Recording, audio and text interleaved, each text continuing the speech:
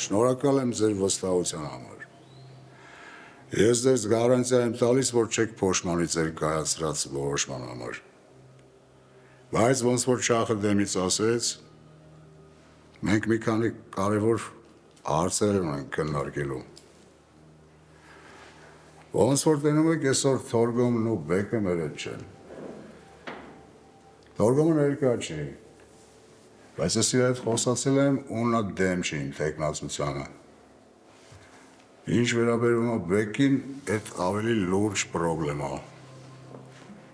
Հիմա դա մենտերի մոտ է։ Սաղդ կհիշեք, որ վերջի հավաքի ժամանակ, երբ հավաքվել էինք Ջանոյի սպանության թեմայով, Թորգոմը հայտարարեց, որ այդ ջահելներից 3-ը կուրսի չեն եղել թեմաներից ու կապ չեն ունեցել Ջանոյի սպանության հետ։ Կանեմ անբան։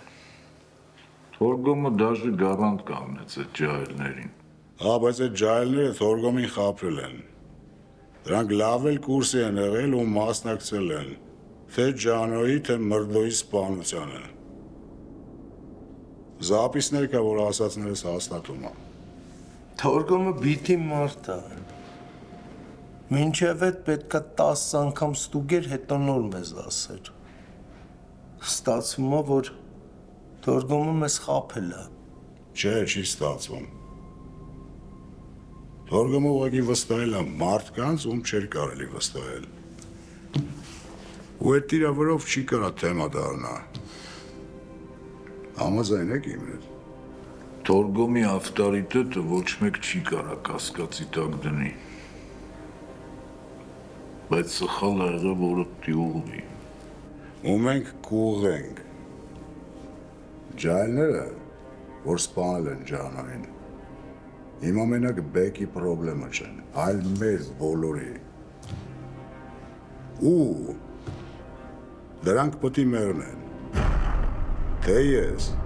թե ձեզանից ամեն մեկը պտի վիզ դնի այդ ուղղությամբ,